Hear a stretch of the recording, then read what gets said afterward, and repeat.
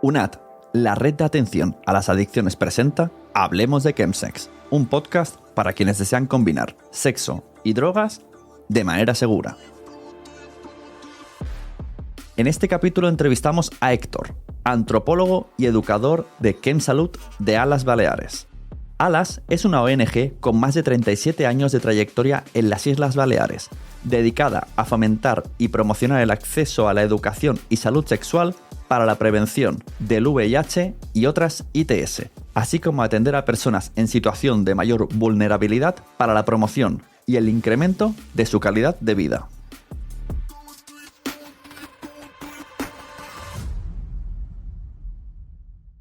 Alas como entidad es una entidad que trabaja principalmente por todo lo que tiene que ver con la salud sexual. Desde los años 90 aquí en Baleares trabaja principalmente con personas que viven con VIH y atiende todo lo que tiene que ver con la transmisión de ITS, ¿no? O sea, hay varios servicios. Estarían los servicios que atienden desde una parte más psicoemocional a personas que viven con VIH. Hay una parte también de atención social a personas que viven con VIH, ¿no? Con cualquier necesidad derivada o relacionada con la infección. Después están el servicio de prueba, ¿no? Que hay pruebas rápidas para diferentes tipos de ITS. Estarían las que siempre han estado en el servicio, que son VIH, sífilis y hepatitis C. Y desde hace un año, algo más de un año, tenemos las pruebas rápidas también de gonorrea y de clamidia. Más allá de eso están los servicios de atención psicológica que atienden a personas que viven con VIH, o también hay un servicio de apoyo a personas que toman PrEP, como un poco también dar información y seguimiento a la toma de la PrEP. Y luego estaría el servicio de atención en Chemsex o de acompañamiento, educación en Chemsex, que es el servicio donde estaría yo. Y un poco lo que hacemos en el servicio tiene que ver con diferentes cuestiones, ¿no?, relacionadas con el Chemsex. El enfoque principal es la reducción de riesgos y gestión de los posibles riesgos y gestión del placer, porque no podemos olvidarnos que ya entraremos en detalle, ¿no? Pero no podemos olvidarnos que las personas que practican Chemsex hay una decisión que pasa también por una cuestión de obtener mayor placer. Entonces, el uso de sustancias para obtener mayor placer. Entonces, hay diferentes papeles en mi servicio, ¿no? Estaría yo como, dotando de información sobre sustancias, dotando de información sobre cómo reducir riesgos respecto a ciertas sustancias, qué ocurre cuando mezclamos unas sustancias con otras, qué cantidades son más óptimas para los efectos deseados al consumir esas sustancias, ¿no? Y yo hago como una especie de acompañamiento en base a eso, y si hay cuestiones como un poco más profundas a trabajar, ¿no?, se puede derivar a una de las psicólogas del equipo de ChemSalut, que pueden hacer un trabajo más a nivel psicoemocional si es que identificamos conjuntamente con la persona que hay una necesidad de trabajar en ese sentido. Con casi 15 años de experiencia como activista y miembro del colectivo LGTBI, nuestro entrevistado señala las limitaciones relacionales que estas personas enfrentan debido al estigma. A pesar de que indetectable es igual a intransmisible, aún falta mucha educación y conocimiento social para evitar la estigmatización.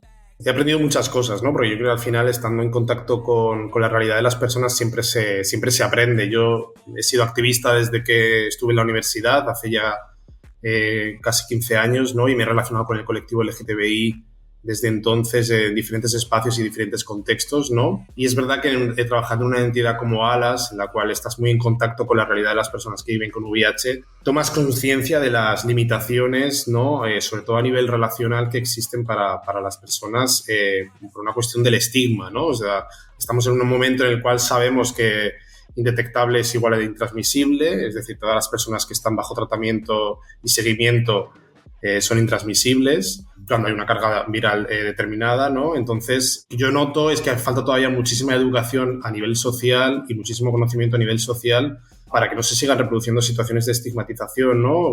Las complejidades como dijéramos, de tener que salir del armario de tu estado serológico, que genera un montón de complicaciones a la hora de generar vínculos y a la hora de poder relacionarse con tranquilidad, ¿no? Es muy complicado todavía para muchas de las personas que viven con VIH tener espacios y tener personas con las que se sientan suficientemente seguras como para poder comunicar con tranquilidad su estado serológico. Y yo creo que ese es uno de los grandes aprendizajes que yo he tenido, ¿no? El tomar conciencia de las dificultades que se viven todavía con respecto a esto. A diferencia de otras formas de consumo, el chemsex se caracteriza por el uso de drogas en un contexto sexualizado. Sin embargo, Héctor destaca que el consumo sexualizado no es exclusivo del colectivo LGTBI. En el servicio de ChemSalud de Alas se adopta una visión más flexible, que reconoce la práctica entre diversas realidades. El objetivo es incluir a todas las personas que practican sexo bajo los efectos de sustancias. Aquí es como todo un debate, ¿no? O sea, desde que se lleva hablando de chemsex hay como todo un debate alrededor del concepto mismo y bueno, yo como lo veo, para mí es como un paraguas, ¿no? Que en el cual podríamos encontrar diferentes realidades. La definición oficial del chemsex, ¿no? Pues habla de colectivo LGTBI, principalmente hombres que tienen sexo con hombres, hombres gays, bisexuales. También incluye las personas trans y es como ciertas especificidades que tienen que ver con el tipo de sustancias que se consumen, ¿no? Pues generalmente entendemos que es la mefedrona, la metanfetamina, el GHB, ¿no? Y otras sustancias con menor incidencia, con menos frecuentes, pero que también entran en juego, como puede ser el MDMA, éxtasis, el TUSI, dependiendo del territorio. A mí me pasa, ¿no? Que, por ejemplo, en Mallorca me encuentro una mayor cantidad de consumo de cocaína que en otras ciudades, ¿no? Por lo tanto, de repente a mí la cocaína está por encima de la mefedrona en consumo de sustancias para el chemsex. Entonces, ya ahí se me escapa de la propia definición oficial. La definición oficial habla del tiempo el que se le dedica a la práctica del chemsex, ¿no? Suelen ser sesiones largas que pueden ir desde una noche entera con 8 horas hasta un fin de semana completo de 3 días, ¿no? Y bueno, dentro de teniendo en cuenta esta definición, ¿no? Lo que hacemos desde el servicio de ChemSalud aquí en Alas es un poco utilizarlo, esa definición para definirlo, pero con cierta flexibilidad, porque no queremos dejarnos otras realidades fuera, ¿no? Existe consumo de sustancias para la práctica del sexo desde que existen las sustancias y desde que tenemos acceso a ellas, ¿no? O sea, es muy frecuente. No es únicamente la población LGTBI, no son solamente los hombres gays bisexuales o hombres que tienen sexo con hombres. Es cierto que hay unas especificidades con respecto a la práctica del chemsex que se reproducen en estos perfiles, pero hay mucho consumo de cocaína en las prácticas entre personas heterosexuales. Por lo tanto, bueno, también hay una cuestión que define el chemsex y es el uso, ¿no? El para qué se está consumiendo y cuándo se está consumiendo esta sustancia. Es decir, no sería lo mismo, no se entendería chemsex salir de fiesta y consumir ciertas sustancias y acabar practicando sexo, ¿no? Porque la intencionalidad del consumo de esas sustancias está más relacionada con el ocio, ¿no? O el salir de fiesta. En la definición del chemsex sería tomar ciertas sustancias específicamente en un contexto sexualizado en el cual la toma de esa sustancia es únicamente para practicar sexo. Pero es verdad que, claro, en estas definiciones tan estrechas o ciertamente estrechas, nos dejamos fuera muchas otras realidades, ¿no? Al final, las personas que están practicando sexo bajo el consumo o bajo los efectos de ciertas sustancias, aunque esas sustancias hayan sido consumidas en un espacio de ocio, sigue siendo, ¿no? Una práctica bajo los efectos de las sustancias, una práctica sexual bajo los efectos de las sustancias y puede derivar y puede encaminarse a que a las 3 de la mañana te vas a casa, aún estás con los efectos de las sustancias y lo que ocurre es que entras dentro de la dinámica de buscar sexo para bajar el colocón y al final acabas encadenando el consumo durante un tiempo más largo. Por lo tanto, nuestra definición intentamos que sea lo más abierta posible para que las diferentes realidades de personas que realizan un consumo sexualizado de sustancias tengan espacio para poder venir a abordar cualquier cuestión que les interese en el servicio. Héctor distingue dos realidades en la práctica del chemsex. Una que implica un consumo problemático de situaciones no deseadas y otra donde las personas regulan su experiencia de manera positiva. Muchas personas buscan en el chemsex aumentar el placer sexual, ya que ciertas sustancias incrementan el deseo, la euforia y la sensibilidad. Sin embargo, en casos de consumo problemático, las motivaciones incluyen el uso de sustancias como vía de escape del estigma, especialmente para personas con VIH, y la homofobia interiorizada. Las sustancias permiten una mayor desinhibición y relajación, facilitando la intimidad con otros hombres. A la hora de hablar de chemsex creo que está bien como de diferenciar como dos realidades, ¿no? Estaría la práctica del chemsex que implica por así nombrarlo, un consumo problemático o un consumo que genera situaciones no deseadas en las cuales puede haber una sensación de descontrol en el consumo de sustancias o haber experimentado situaciones no gratificantes, ¿no? durante las sesiones de chemsex. Y luego estaríamos hablando de un consumo y una práctica de chemsex más o menos en la cual la persona es capaz de regular la situación y la experiencia desde un lugar positivo, ¿no? Principalmente a nivel de, ¿no? Yo creo que lo que ocurre es que muchas de las personas que se inician en el chemsex lo hacen desde un lugar desde el cual precisamente lo que buscan es aumentar la sensación de placer, ¿no? Es como una de las ideas iniciales cuando se accede al chemsex por primera vez. Al final hay ciertas sustancias que sabemos por cómo funcionan, que aumentan el deseo, aumentan la euforia, aumentan los sentidos de manera que se puede sentir mayor placer y con unas intensidades muy elevadas que es difícil conseguirlas en un estado de sobriedad, ¿no? Por lo tanto, uno de los principales motivos es conseguir mayor placer a la hora de practicar sexo. Evidentemente, cuando hablamos de un consumo más problemático o un consumo problemático, estamos hablando de diferentes situaciones, ¿no? que se entremezclan otros motivadores, como puede ser el utilizar las sustancias como vía de escape, ¿no? Es decir, antes hablábamos de las personas que viven con VIH y que sufren mucho estigma todavía. Se dan situaciones, ¿no? En las que para poder acceder al sexo es mucho más fácil acceder al sexo en un espacio en el cual se practica chemsex, porque son espacios en los cuales bajo el efecto de las sustancias se dan menos explicaciones, ¿no? Por lo tanto, sabes que estás en un espacio en el que vas directamente a practicar sexo y además bajo el uso de ciertas sustancias. Por lo tanto, el nivel de desinhibición propia de tú olvidarte tu carga emocional es mayor y hay una mayor capacidad de relajación para poder realizar ciertas prácticas o incluso para poder intimar con otras personas, ¿no? También estamos hablando de que se viven muchas situaciones de homofobia interiorizada por diferentes motivos y a veces las sustancias lo que hacen es bajar esa carga negativa sobre la propia vivencia de nuestra sexualidad y permitirnos acceder a una intimidad con otros hombres que es de forma mucho más sencilla.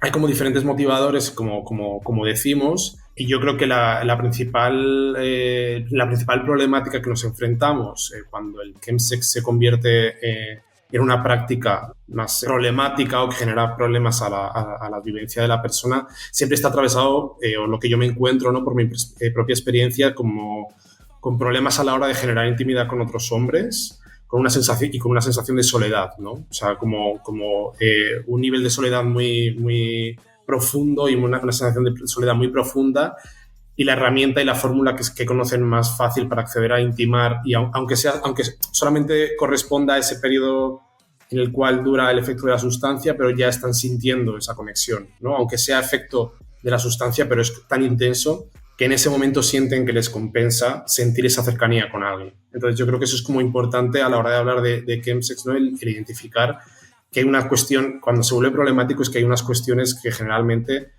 están afectando emocionalmente a las personas. Aunque hay más acceso a la información sobre educación sexual para la población joven, aún son evidentes los desafíos significativos para la comunidad LGTB en cuanto a la sexualidad. Héctor subraya la necesidad urgente de más financiación para campañas de prevención y educación sexual, destacando la falta de conocimiento y la presión social que a menudo influyen en las decisiones sexuales, como la falta de consentimiento informado en prácticas sexuales. Principalmente yo creo que una de las grandes demandas ahora mismo es más financiación para campañas de prevención, ¿no? Y de educación sexual. Como tú bien dices, hay como una carencia enorme en nuestro país con todo lo relacionado con educación sexual respecto a salud y con respecto a la salud sexual. Yo creo que hay varios elementos que aquí operan y tiene que ver con, así como para mencionar algunas cosas, en muchas ocasiones tiene que ver con lo que yo hago o lo que yo acepto hacer en mis prácticas sexuales, primero por desconocimiento y segundo, por responder a las peticiones de la otra persona, ¿no? Es decir, es lo que podríamos nombrar como el consentimiento que opera a niveles muy bajitos. Es decir, yo acepto a lo mejor practicar sexo sin preservativo porque si le digo a la persona que quiero utilizar un preservativo, no va a querer tener sexo conmigo. Entonces yo creo que es como muy importante trabajar todo lo que tiene que ver con la autoestima y el autoconocimiento de cuáles son los límites y cuáles son mis formas de prevención que quiero poner en marcha, ¿no? Es decir, evidentemente conocemos que no es el preservativo, no es la única forma de prevención de ITS, ¿no? O sea, ahora mismo tenemos otras cuestiones. Aquí desde Alas entendemos que también el testeo regular es una forma de prevención, la toma de la PrEP es una forma de prevención, ¿no? El uso del preservativo es una forma de prevención, pero no podemos poner únicamente el foco en una de ellas, además en un momento en el cual sabemos que el uso del preservativo, ¿no? Está bajando, por así decirlo, aunque siga siendo muy importante, pero creo que es importante también atender a los motivos y qué información le está llegando a las personas con respecto a todo esto. Entonces yo desde el servicio de KemSalud trabajamos mucho todo esto y todo lo que tiene que ver con precisamente lo que yo hago por acceder al sexo y cómo hago para conocer mis límites con respecto a la prevención, ¿no? Es decir, qué cosas acepto y qué cosas quiero hacer y qué tipo de prácticas quiero tener y qué herramientas y qué estrategias puedo emplear para poder prevenir la transmisión de ITS en base a las prácticas que quiero tener. Siempre lo que hacemos es poner mucho el foco en la persona, en las necesidades de la persona y los objetivos que se quieren plantear. Evidentemente, en el servicio de pruebas se da muchísima información, ¿no? Que nuestra compañera Marta, la enfermera, siempre está disponible para resolver cualquier cuestión y cualquier duda y poder informar a las personas usuarias con respecto a todo esto. En Alas se abordan las dificultades que muchos hombres se enfrentan para establecer relaciones eróticas y afectivas de manera saludable, especialmente en el contexto del chemsex. Héctor reconoce la importancia del autoconocimiento y la autopercepción en este proceso, trabajando para entender las razones detrás del uso continuo de sustancias durante las prácticas sexuales. Esto incluye desvincular el consumo de sustancias de la intimidad sexual, un desafío que requiere intervención psicológica para mejorar la relación con la intimidad emocional. Lo que hacemos con las personas al final al trabajar esto tiene mucho que ver primero con el autoconocimiento y con la autopercepción de esta situación, ¿no? Hay como todo un trabajo en el cual vemos qué está ocurriendo con el consumo, ¿no? La práctica del chemsex, cuáles son los sentimientos principales que ocurren ahí. Y al final, cuando nos encontramos situaciones en las cuales hay personas que llevan practicando chemsex desde hace a lo mejor 6 años y en esos 6 años no ha habido ningún tipo de práctica ni de intimidad que no estuviera atravesada por el consumo de alguna sustancia, lo que trabajamos es, vale, ¿por qué pasa esto? ¿Cuál es el motivo principal, no? Y muchas veces se identifica una problemática, ¿no?, para intimar desde el sitio de sobriedad porque se ha generado muchísima dependencia, ¿no?, con respecto al uso de sustancias y al final el enfrentarte a una situación de practicar sexo en sobriedad genera tanta ansiedad de no saber si voy a ser capaz de tener sexo, ¿no? Entonces, al final, partimos mucho de la autopercepción y lo que intentamos trabajar ahí principalmente es desvincular el uso de sustancias de la práctica del sexo, que al final es la parte más complicada. Ahí es donde entrarían las compañeras psicólogas un poco para trabajar todo esto y generar como una mejor relación con respecto a la intimidad de la persona. Desde aquí, cómo lo trabajamos y cómo intentamos abordarlo precisamente, donde ponemos la importancia es que hay que reducir el consumo de sustancias y que hay que intentar generar espacios de intimidad siguiendo otras fórmulas, ¿no? O sea, intentar conseguir espacios de intimidad que a lo mejor no estén atravesados por la primera vez que quedas con alguien, practicar sexo, simplemente como intentar abordarlo desde, generar primero un espacio de seguridad que las personas se puedan sentir lo más cómodas posibles, explorando una intimidad y una sexualidad desde un estado de sobriedad. Todo esto está para nosotras está como muy sujeto con las cuestiones que tienen que ver con el consumo de sustancias y con el chemsex, por lo tanto, muchas veces lo que planteamos es que para poder acceder a una intimidad desde otro lugar, hace falta reducir el consumo, pero al final es una cuestión de práctica, es decir, tienes que practicar sexo en sobriedad para poder reaprender a relacionarte desde ahí, ¿no? Y yo también, desde otro punto de vista desde el que trabajamos, es un poco de la corresponsabilidad, ¿no? ¿Qué hacemos cuando nos relacionamos con otros hombres? ¿De qué forma nos estamos relacionando, ¿no? ¿Cuál es la responsabilidad afectiva que hay? ¿Cuál es la responsabilidad de cuidados que hay ahí? cómo tratamos a las personas con las que tenemos sexo, ¿no? Porque yo creo que ese es el principal elemento y el principal eje donde nos encontramos esta parte en la cual pareciera que únicamente nos relacionamos por una cuestión de atracción sexual y atracción física, y las relaciones de intimidad se basan únicamente en la práctica del sexo, ¿no? Pero creo que es como importante, ya que afecta y está atravesado también por la práctica del chemsex, como hacer la reflexión como colectivo de qué estamos reproduciendo nosotros mismos a la hora de relacionarnos con otras personas.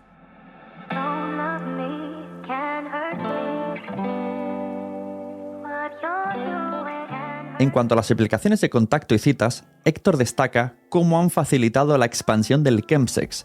Desde su perspectiva, considera que estas plataformas, como Grindr, pueden influir en la forma en que se establecen los vínculos, a menudo centrándose más en el intercambio de prácticas sexuales que en la conexión emocional. Reconoce que aunque Grindr como plataforma no impone directamente estas dinámicas, sí puede fomentarlas según el uso que las personas le dan. Propone que se realice más campañas de reducción de riesgos y visibilización dentro de estas aplicaciones, especialmente considerando que son muy utilizadas frecuentemente para el chemsex. Yo creo que una de las herramientas para reproducir una vinculación como mucho más distante de la parte emocional, yo creo que Grindr ha tenido mucho que ver, ¿no? En esas formas de generar vínculos desde un lugar más frío y desde un lugar más basado en el intercambio de prácticas sexuales que en la conexión, ¿no? Evidentemente, Grindr como plataforma depende del uso que las personas hacemos de ella, ¿no? O sea, tenemos que ser conscientes de que Grindr como tal no está ejerciendo una forma o imponiéndonos una forma de relacionarnos. Es verdad que puede fomentarlo por el propio uso de la aplicación, ¿no? Y por cómo está estructurada, pero al final somos las personas que utilizamos Grindr las que estamos marcando las dinámicas relacionales que se establecen en Grindr, ¿no? Yo creo que cosas que se podrían hacer sería como, bueno, que hubiera más campañas de reducción de riesgos. Es verdad que al final Grindr es una de las aplicaciones que más se utilizan para la práctica del chemsex, y además teniendo en cuenta que se ha utilizado mucho la censura de ciertas palabras, ¿no? Que al final las personas han tenido que buscar diferentes códigos para la práctica del chemsex, y la censura no ha servido para mucho. Es como si estuviéramos mirando hacia otro lado, intentando meter debajo de la alfombra a las personas que practican chemsex, que buscan la práctica del chemsex en Grindr, pero la alfombra está llena. Ahora mismo debajo de la alfombra hay todo un montón de gente, ¿no? Y que sigue practicando chemsex, sigue utilizando la aplicación para ello, pero no les estamos dando, a través de la aplicación, no les estamos dando ciertas herramientas o no se están elaborando ciertas campañas, ¿no? Que además podrían venir precisamente desde Grindr. En el servicio de Chemsalud tenemos un perfil de Grindr específico para fomentar información sobre el servicio, ¿no? Porque es como al menos estamos presentes desde un perfil para que las personas, si quieren información, puedan acceder a ello. Entonces yo creo que es importante que en estas aplicaciones se fomente la difusión de servicios o de información sobre reducción de daños y gestión de placeres. En Alas se enfatiza que el verdadero éxito radica en proporcionar un espacio seguro donde las personas se sientan cómodas compartiendo sus experiencias sin temor a juicios o estigma. Para Héctor y su equipo de Chemsalud, es crucial que las personas puedan verbalizar y reflexionar sobre sus prácticas de chemsex,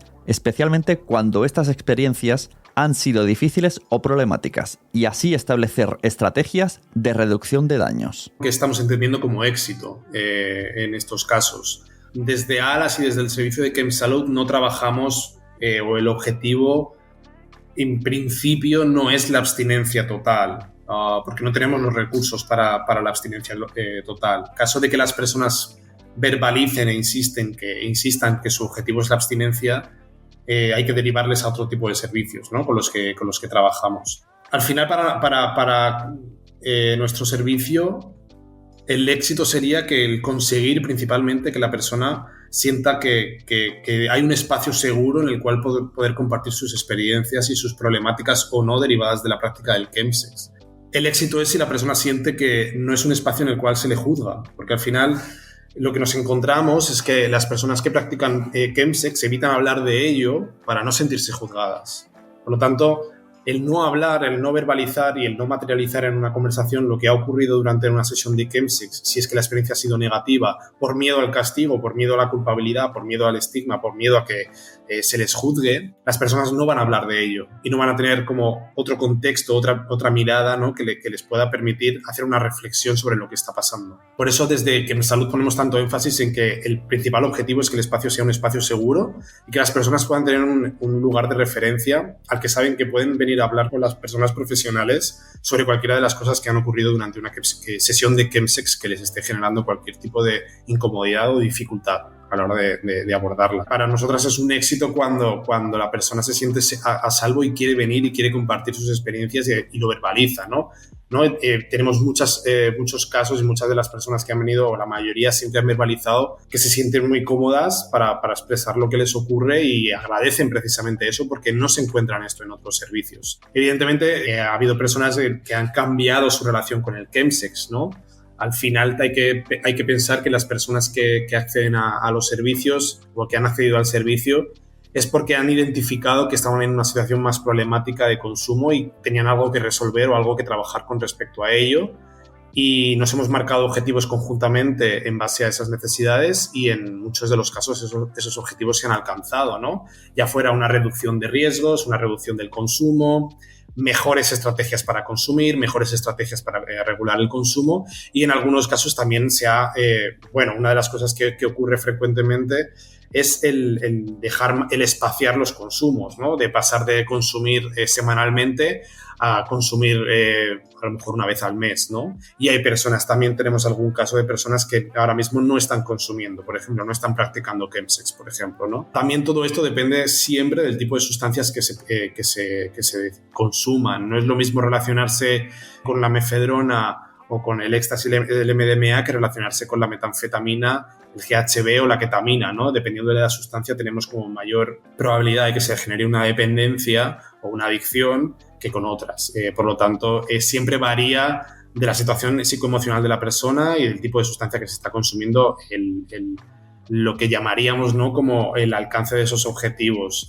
Por lo tanto, siempre está como muy bien poder trabajarlo desde la parte de educación en chemsex y, si es necesario, desde la parte de acompañamiento psicoemocional. Héctor subraya la necesidad de evitar emitir juicios y cuestionar los discursos que perpetúan este estigma, haciendo hincapié en crear espacios donde las personas se sientan seguras para hablar abiertamente sobre chemsex y las dificultades que puedan surgir de ello. Además, se enfatiza la importancia de cómo las amistades y las personas cercanas pueden brindar apoyo a quienes necesitan una red social durante los momentos difíciles, ya sea para buscar ayuda, acompañamiento o simplemente para sentirse aceptados sin temor al juicio por su consumo. Es importante ahí el no juicio, ¿no? La no emisión de juicios con respecto a lo que las personas que practican chemsex hacen y dejan de hacer.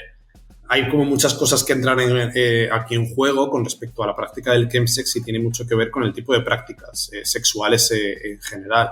Todo lo que sean prácticas que se escapan de la norma siempre van a ser juzgadas por la sociedad general, ¿no? O sea, no dejamos de vivir en una sociedad cis heteropatriarcal en la cual el sexo normalizado es el sexo heterosexual enfocado desde el coito con penetración y, si nos fuéramos un poco más lejos, enfocado hacia la reproducción, ¿no? Entonces, partimos de la base de que en tanto que el chemsex, por definición, se vincula directamente con la comunidad LGTBI, ya partimos de la base de que las prácticas sexuales de las personas LGTBI son juzgadas como no normales, en tanto que, bueno, pues ¿no? El sexo entre personas con vagina, el sexo entre personas con pene, las penetraciones anales, hay como un gran estigma y una gran carga cultural negativa con respecto a este tipo de prácticas, ¿no? Por lo tanto, ya tenemos como el estigma principal ahí. También históricamente el colectivo LGTB ha sido discriminado y estigmatizado por una lectura una lectura desde la promiscuidad, ¿no? O sea, siempre ha habido como una carga simbólica de que hay mucho vicio, ¿no? Utilizando esta palabra. Si traemos esta lectura simbólica de las prácticas sexuales entre las personas LGTBI y además le incluimos el consumo de sustancias que ya de por sí está ultra estigmatizado en esta sociedad, lo que tenemos es un cóctel perfecto para generar como una estigmatización de las personas que practican chemsex, en las cuales no van, o va a ser muy complejo que sus entornos cercanos, si no son personas que practican chemsex, se sientan con la comodidad para poder verbalizar cuál es su realidad o poder compartir posibles problemáticas derivadas de la práctica del chemsex, ¿no? Yo creo que debemos hacer también un análisis y ver qué discursos estamos reproduciendo con respecto a la práctica del chemsex que hacen que las personas no se sientan seguras para hablar de la práctica del chemsex, ¿no?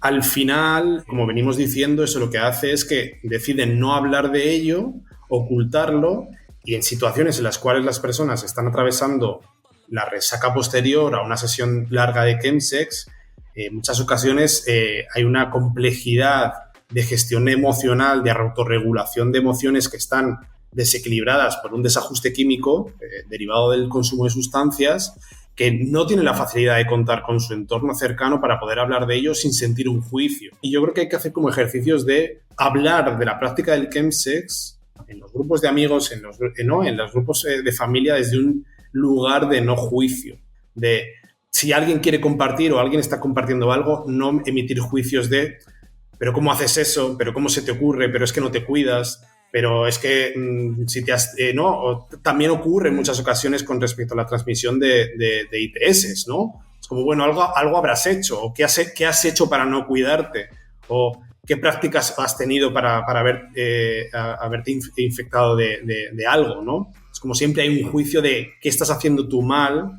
Es como, bueno, todo el mundo asume riesgos, todas las personas asumimos riesgos en diferentes contextos de nuestra vida, ¿no?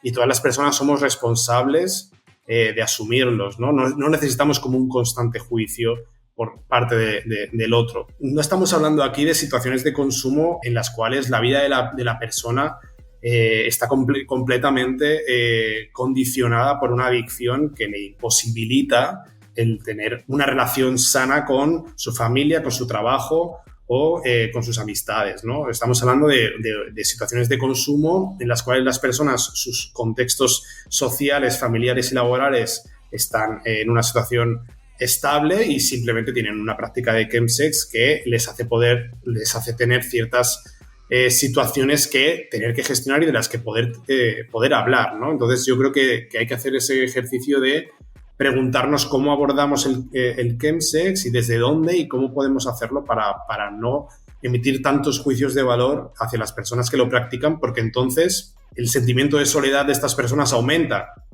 y no todo el mundo y no todas las personas tienen predisposición para acceder a servicios como el nuestro, ¿no? No todas las personas tienen la facilidad para acceder a la información y es muy importante que los círculos cercanos sean quienes puedan estar ahí para que las personas se puedan sentir seguras y acompañadas. La mayoría de las personas que acceden al servicio y hablan sobre la práctica del chemsex son hombres cisgénero que se identifican como gays o bisexuales. Sin embargo, Héctor destaca que también hay otras identidades, como mujeres, personas trans y quienes tienen identidades no normativas, que participan en la práctica del chemsex aunque no accedan al servicio. Desde su experiencia ha notado diferencias significativas en cómo estas diversas personas se relacionan con el chemsex. Esto es interesante porque al final las únicas personas que han accedido o que están dentro del servicio como personas usuarias son hombres cis que se identifican como gays o bisexuales, ¿no? Sabemos de otras personas que han o que tienen una práctica o tienen un consumo de sustancias en contextos sexualizados, pero no acceden al servicio. Yo diría y me atrevo a decir que es precisamente por el tipo de relación que tienen con el consumo de sustancias, ¿no? En muchas ocasiones ha pasado, aquí desde Alas, otra parte de los servicios que hacemos tiene que ver con reparto de material para personas trabajadoras del sexo. En muchas ocasiones las personas trabajadoras del sexo que acceden al servicio plantean que existe un consumo de sustancias durante los momentos de trabajo, ¿no? Cuando están con un cliente y para practicar sexo existe el consumo de sustancias. Y yo las veces que he podido hablar con estas personas siempre tengo la sensación de que hay toda una serie de estrategias y herramientas completamente diferentes a las de las personas que practican chemsex como tal, porque hay una situación o hay hay como toda una autorregulación del consumo para poder seguir manteniendo el control de la situación de lo que ocurre. Porque el consumo que están realizando lo realizan únicamente vinculado con el momento que corresponde al trabajo sexual.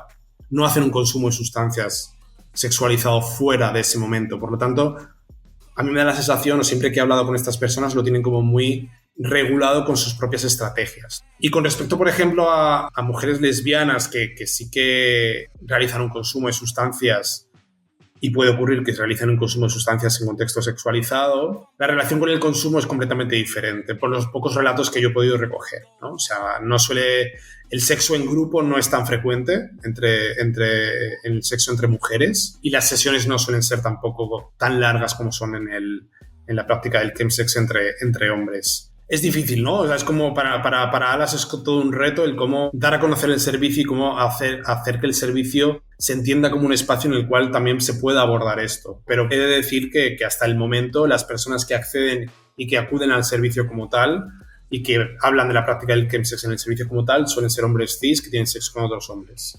Alas trabaja activamente para educar a las personas usuarias sobre cómo negociar y mantener el consentimiento dentro del chemsex, promoviendo una cultura de prácticas sexuales seguras y respetuosas, a pesar de las complejidades que pueda surgir debido al consumo de sustancias. Desde aquí intentamos poner mucho énfasis. Es verdad que siempre en base a las experiencias relatadas por las personas. Hay una cosa que ocurre con la práctica del chemsex, es que una de las sustancias más frecuentes de consumo es el GHB. Y al final el GHB, uno de los efectos que hace es, por así decirlo de forma sencilla, es reducir los filtros, ¿no? Y relajar cosas que a lo mejor en un estado de sobriedad no aceptarías. Pues todos esos filtros y esas limitaciones las rebaja, mayor nivel de desinhibición. Y no podemos olvidar que el GHB como sustancia es una de las sustancias que se utilizan en la sumisión química. Entonces tenemos un grupo de personas que está consumiendo GHB conscientemente para practicar sexo.